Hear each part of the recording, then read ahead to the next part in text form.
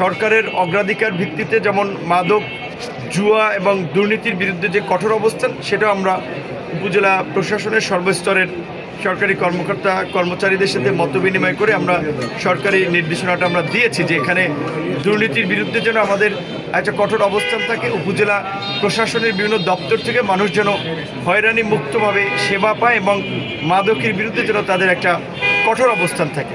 আমি যে দুটো মন্ত্রণালয় আছি তার মধ্যে প্রবাসী কল্যাণ এবং বৈদেশিক কর্মসংস্থান মন্ত্রণালয়, এই মন্ত্রণালয়ের নামই প্রবাসী কল্যাণ, অর্থাৎ প্রবাসীদের কল্যাণ এবং বৈদেশিক কর্মসংস্থান। বর্তমান সরকারের কর্মসংস্থান সৃষ্টি করা একটা অগ্রাধিকার, সেই জায়গা থেকে আমরা ইতিমধ্যে বেশ কিছু মিটিং করেছি। চিজি আইসক্রিমের সাথে ভেলভেটি কেকের মিশ্রণে পোলার রেড ভেলভেট আইসক্রিম, মন ভালো থাক।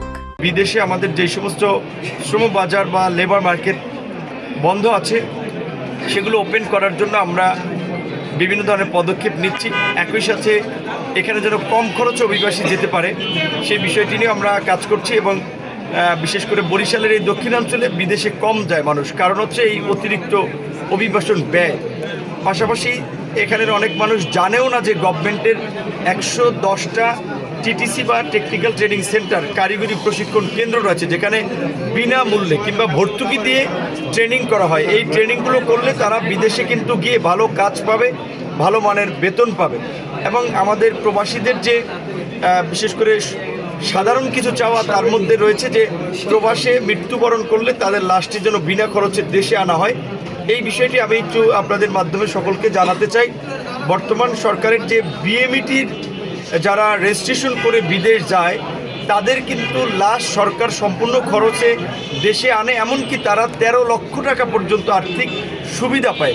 সমস্যাটা হচ্ছে যারা বিএমইটি রেজিস্ট্রেশন ছাড়া বাইরে যায় তাদের দায়ভারটা কিংবা তাদের খরচটা সরকারের দেওয়ার তখন আইন এবং বিধির বাইরে পড়ে যাওয়ার ফলে অনেক কিছু করতে পারে না। আমরা যেটা দেখেছি যে গত কয়েক বছরে 20 to 25% অর্থাৎ 20 থেকে 25% আপনার বিএমইটি রেজিস্ট্রেশনের মাধ্যমে যায়, আর 70 থেকে 75% মানুষই রেজিস্ট্রেশনবিহীন যায়। তো আমরা সকলকে অনুরোধ করব তারা যেন বিএমইটি রেজিস্ট্রেশনের মাধ্যমে যায়। সেক্ষেত্রে তারা মৃত্যুবরণ করলেও তাদের যেমন লাশ আনা নেওয়া থেকে শুরু করে পরিবারের পাশে দাঁড়ানোর কতগুলো দায়িত্ব সরকার পালন করে, পাশাপাশি অন্যান্য সুযোগ সুবিধা নিশ্চিত করতে আমাদের সুবিধা হয়। এবং প্রবাসীদের এছাড়া অন্যান্য যে বিষয়গুলো রয়েছে যেমন বিভিন্ন দেশের দূতাবাসে শ্রম কল্যাণ উইংয়ের সংখ্যা বৃদ্ধি করা কিংবা তাদের অন্যান্য সুযোগ সুবিধা দেখা। অবশ্যই আমি যেহেতু প্রবাসীদের নিয়ে কাজ করেছি এবং আন্দোলন সংগ্রামেও তাদের সাথে রাজপথে ছিলাম, আমাদের প্রবাসীদের বিশেষ সুযোগ সুবিধাগুলো নিশ্চিত করার জন্য একটি অগ্রাধিকার থাকবে।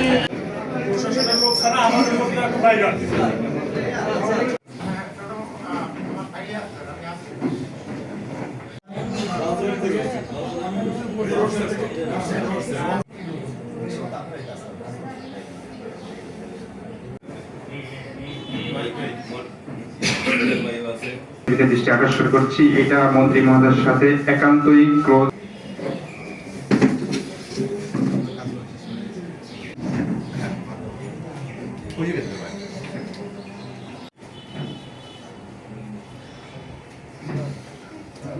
দপ্তর প্রধান এবং প্যানেল চেয়ারম্যানগণ থাকবেন। এটা মন্ত্রী